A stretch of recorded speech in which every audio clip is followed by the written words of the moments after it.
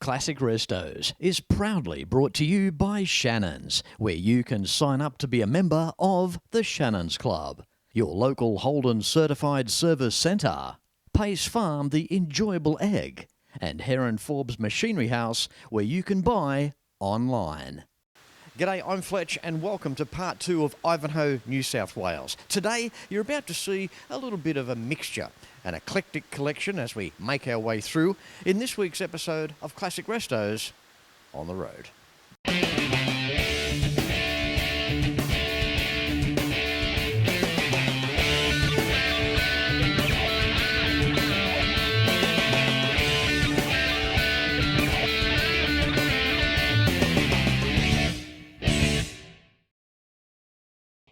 In part 1 of Ivanhoe, New South Wales, we caught up with John Carmichael from Carmichael's Transport.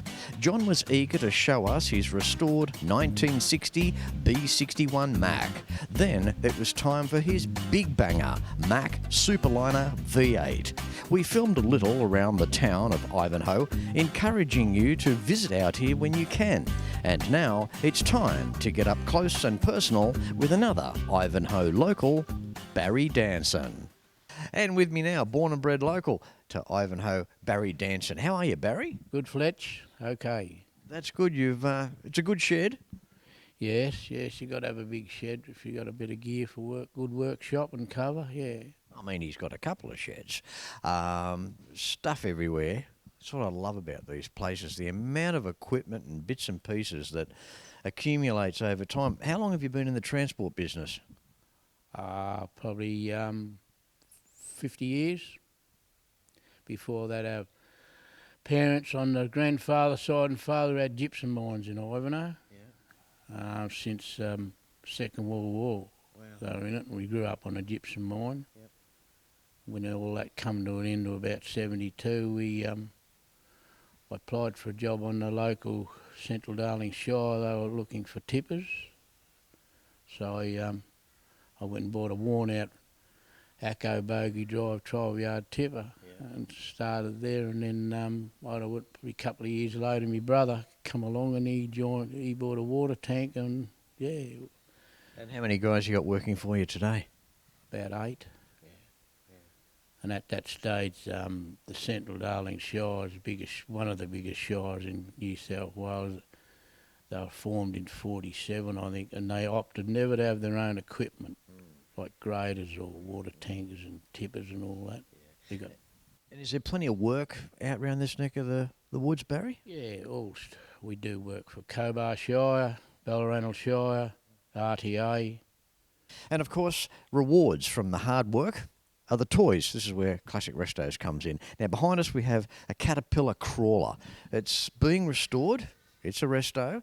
So can you tell us where you're up to with it, Barry?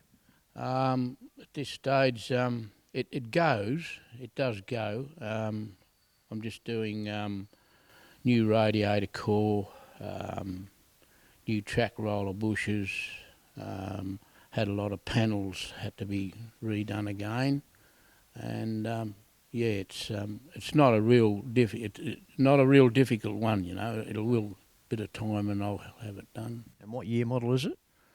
Oh, it'd have to be 40 model. Yeah. And what's its history? I bought it off Irish Lord Station, a local station out here, and I can't find much history out where they got it from. So where do you go back with this type of equipment? Were you a little bloke, like a young bloke, when you had a passion for it, or did it come a bit later in life? Oh, well, on the gypsum mine years ago, we grew up, my brother and myself, around tractors and trucks and all that stuff. How does the driveline work, like with gearbox with forward gears? Yeah, you got a foot clutch. You haven't got a handle clutch like most of them old tractors. Yeah, you got a foot clutch and you just select your gears. Yeah. How many gears do you have? I think it's got 4 forward gears, reverse. It'd be a talky little thing. It'd pull anything. Yeah, it's I've had it going but it was a fairly grunty little thing. Yeah. And we've only got to move around about, I don't know, 9 or 10 metres to the right, and we've got all our tractors here behind us. What's going on here, Barry? Well, I'm into tractors too. Restoring them, yeah. Buy them second hand, yeah. Something to do, yeah. What's the history of some of these old girls? Oh, well, they've all been second hand, yeah, from farming areas. See the old Fordson over the back there? Yeah, a lot of people say, what have you got an old Fortune for? There's millions of them around, but the one I've got here is just so original, you know, has another a real lot of hours, and I find that plays a big part when you want to restore something. You get originality, it's good. Now, not a silly question, Barry. I know we're out in the outback here, but in terms of these tractors, is there still an abundance of them out there? In the wheat areas, yeah, but they're gradually going, you know, yeah. Especially the international petrol Caros and the Fortunes, yeah. And some blokes are getting them too for yard art, just to have one out the front of their property in the front yard. Yeah, I've seen a lot of that, yeah. And probably the last, say, 20 years since I've been in, you find a lot of people that got them, and at times I thought, oh, well, what have we got? That's not really necessary to have it. No, the whole thing, what you got it hanging around, and it's all a little bit of restoration of old stuff today, you know, furniture, tractors, trucks, yeah. It's also preservation though too, Barry. It's preserving the history of what we've got left in this country. Well, that's the main driver I see. You know, they don't make them anymore, so it's a good hobby to just, bring them back to life how they were off the assembly line. Yeah. I mean, it's got to be better than seeing them go to scrap. I mean, no one wants to see that. Well, over the years, a lot of old tractors have gone to scrap, you know. Wouldn't it before restoration or anyone thought about restoring it, you know, yeah. It's a shame, but that's how it went. Well, this lot behind us here, what would be your favourite, apart from all of them? Probably the Super 90 there. They're a pretty rare tractor, and they're a fairly powerful tractor when they come out, you know. And they don't make them anymore, obviously, but yeah, it's one of my best ones. Now stay where you are, because after the break we will be back with one of Barry's Dodge trucks. How's that sound, Barry? That'll be fine.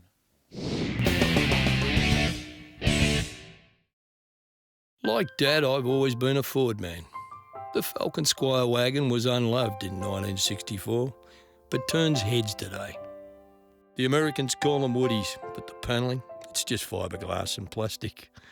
But it's a passion that Shannons understands, which is why my Fords are insured with Shannons. And now, so's the home. Call Shannons on 13 46 46. Shannons, insurance for motoring enthusiasts.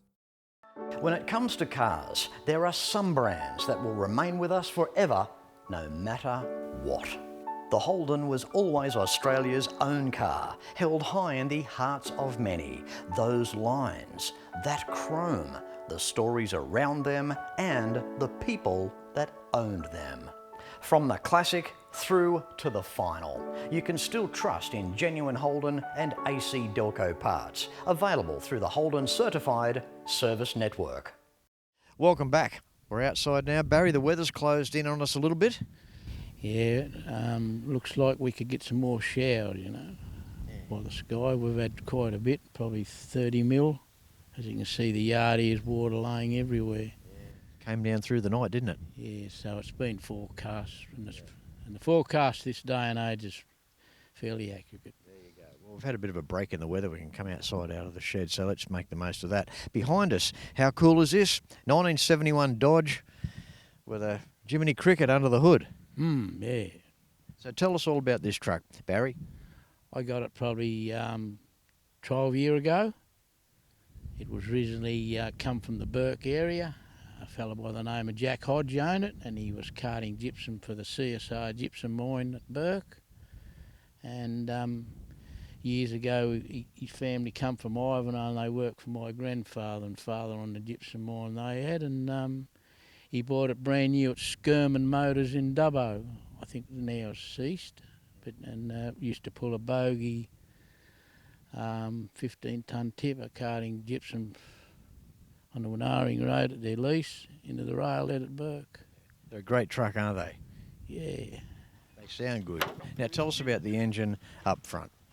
It's a 653 GM in it, 10-speed Road Ranger, Bogie drive. It gets along okay. Very noisy, as you know, GMs are. But yeah, I got it back then and I restored it. What was it like when you got it? Mechanically it was okay, but I had to put two new diff housings in the back. They'd been welded up and plated. And Yeah, inside the cab looks fantastic, period correct. Oh, I just love that look. And even the scroll, the artwork, the sign writing on the door, it's a step back in time, isn't it, Barry? well, our family didn't have a GM, but I just put that on there because he worked for my grandfather and father, and I just put, yeah. So what do we use the 71 for today? What I use it for, when I first bought it, got it all, I used to pull a little Bogie float loaders around. Then I took it out of action and just finished the restoration on it and put it in the shed. Yeah. Mm.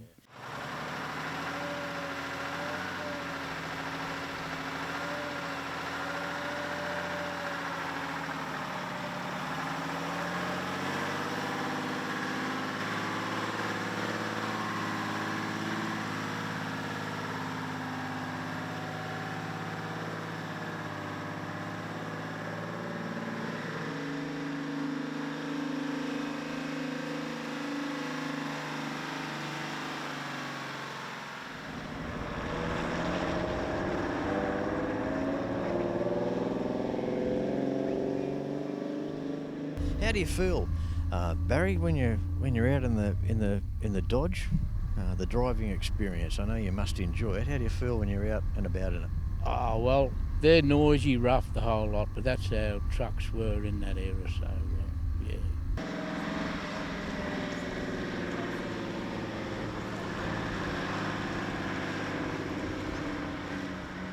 Speaking of which, behind us in the lineup here, the two B61 Macks that have been restored to perfection as well. On last week's show, we had John Carmichael's B61, and that was a really classy truck, that one. Good to see another two here in the yard. Yeah, the red one's my brother's and the green one's mine. We bought the green one to tow a stock crate for a local carrier here, but it really didn't work out financially, so then we put it back on the earth moving with a Bogie 16-yard tipper on it. Yeah, their ability to pull, they've just got so much torque, haven't they? They're amazing truck for their era, like, yeah, they've got a gear for every load, and they're not a high revving motor, like, yeah, they really go well. It's iconic stuff, and I really love what you've done. I love seeing these vehicles preserved. Who would have ever have thought, 60 odd years ago, that these trucks one day would become so collectible? Well, I don't know if you know, back when the B61 came out, like they were such a supreme truck, and a lot of carriers back in them days used to have International and Dodgers and all other, but to buy a B61 was out of the question, but yeah. All right, Barry, well, on that note, I'd like to thank you for the opportunity to come around here to your shed, have a look at some of what you've got in there, and out here into the yard, the truck lineup. That's a beautiful effort, mate. Well done. Thanks for coming, Fletch, spending the time with me, and any time you want to come up, and yeah, we'll always be here. Good on you. Thanks very much. You're welcome, Barry. Keep up your great work, hey? Thank you, Fletch. And of course, an episode is not complete without a traffic report from the main street, the Cobb Highway, of Ivanhoe.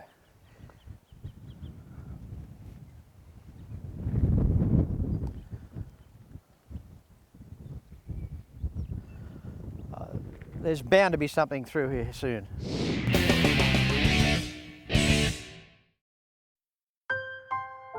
We've always had a few cars. They're all special. The T-Bird. Oh, that's mine. The Combi for when we want to get away. The XR8. It's going to be a classic. They're all insured with Shannons, We've also got Shannon's home and contents cover. which helps protect our automotive collectibles, tools and memorabilia in the home and garage. If you're motoring enthusiasts like us, it's got to be. Shannon's.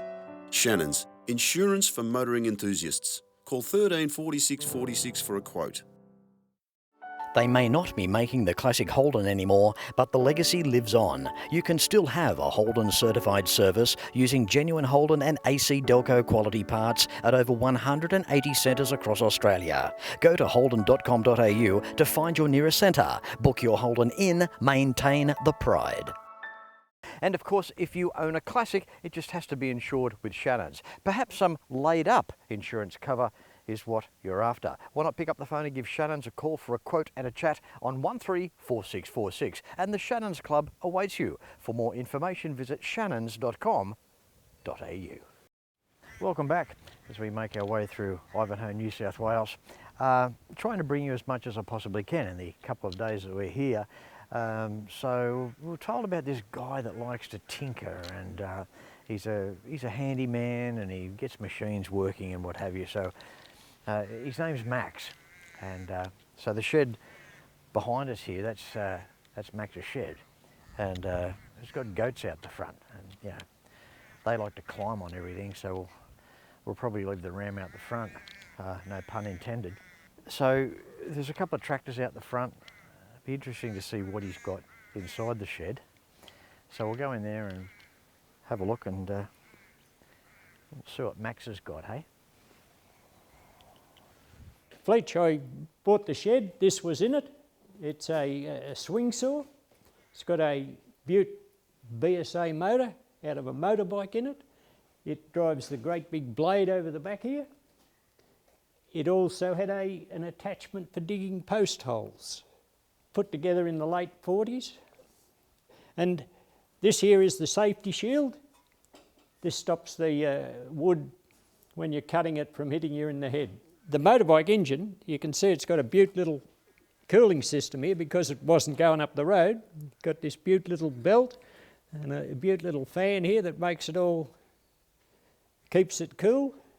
And they must have been big men that did it, because it's one heavy dang thing to start lugging around. So, yeah, it was used to cut sleepers, fence posts, and later on firewood. Moving on, we've got a straight 8 Continental motor. Not too sure what it's out of, but I'm sure somebody out there has a use for that motor to go in whatever vehicle it would have come out of. It came out of a chassis, an army type chassis, and I don't really know whether it's connected to it, but it could have been. They'd mounted the motor across to drive a saw bench. But it goes, so I was quite thrilled with that. It was laying in a paddock, upside down, so the water hadn't got into it. We've got a Moffat Virtue motor here and a pump. This is the only one I've ever found that was a combination like this. And you can see I've added a modern starter motor and a belt to make it go. I'm a bit past cranking such things these days. It's used for jetting sheep. It's a high pressure pump, a twin cylinder thing. And it was laying in the middle of a paddock when I found it. And the man didn't know what I wanted it for, but he was very surprised when he actually seen it go, because he'd owned the property and it had been laying there for 20 odd years when he bought the place. So I've always had a fascination with radios and the likes. This is the oldest one I've got here. It's from about 1922-23. This is the speaker that goes on it here. And we'll have a look inside the box here. The old valve system. And we even have the instructions to hook up all 6 batteries. There's 32 volt radios here, 240 volt and 110 volt radio, which is quite interesting. There's a battery powered one here as well, run on a 12 volt battery. Fletch asked me what all the white boxes are. They're brake rubbers, many hundreds of brake rubbers. When you do up old vehicles, the first thing you need to do is get it to stop, and you can never find the parts. So I got all this old stock. It is amazing the things that you find in the boxes when they come out of the shop where they were, the bits that I've needed for various jobs, and it's been a lot of fun sorting them all out. Got a 1953-54 Mercedes. I acquired it and the motor in it was beyond repair. So I had a Mitsubishi Magna motor, which I turned from an east-west to a north-south, put a manual gearbox on it and put it in the Mercedes with all the electronic fuel injection, and it goes. And the little Honda Life round here, it was going to the tip because they couldn't get it going, so I had to rescue it, and a little bit of work fixing a crook distributor, and away it goes. It's got a 2-cylinder 360cc motor in it, and it's quite fun to drive. Fletch, this is a 1953 Morris commercial. This is what it looked like when I found it in the swamp. That's it on its way home. And this is it now. The motor was seized, lots of bits were missing, and I've managed to make it run again. A whole week to make the motor go. Had to build a tray for it, find lots of bits and pieces, and very pleasing result. Had to make a new window because it had a piece of masonite for a window, and I've made a perspex one there. We needed a tray, so I had the timber I'd got out of our local fire control office when they pulled it down.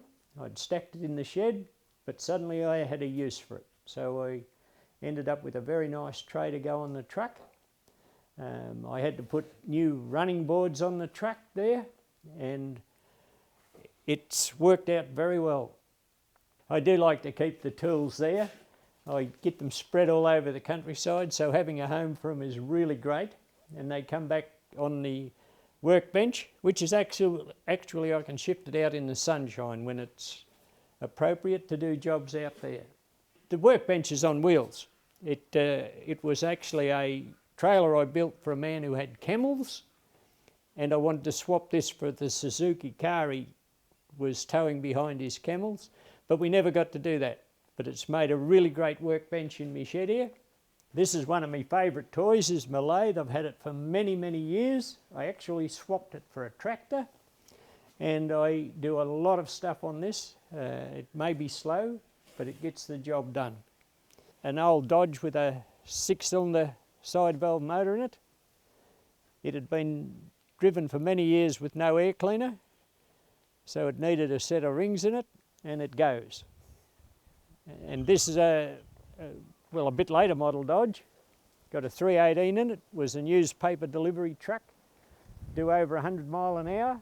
Oh, they get the highest speed by changing from the 17-inch wheels, which are back on it now, to 20-inch wheels, which geared it up quite considerably.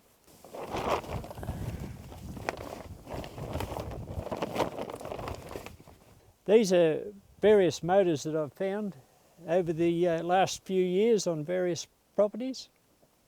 The big yellow one over the back is a 3-cylinder motor with 3 cylinders that are a compressor. This is a vendor crawler, come off a local property. They used it towing a big scoop for dam digging.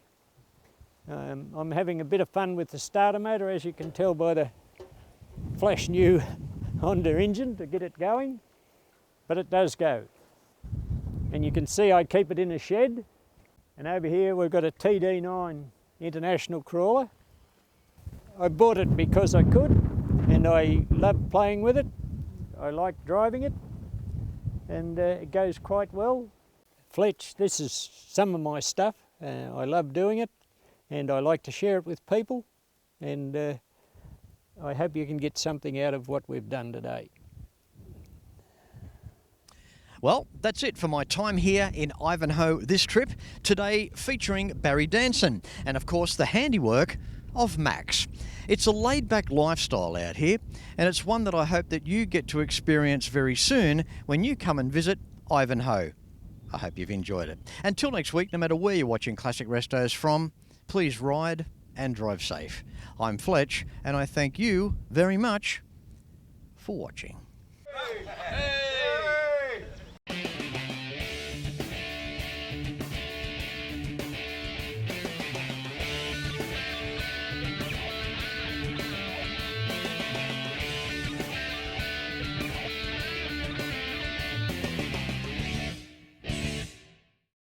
You can like and follow us on Facebook at facebook.com/Classic Restos TV and watch catch-up episodes at shannons.com.au.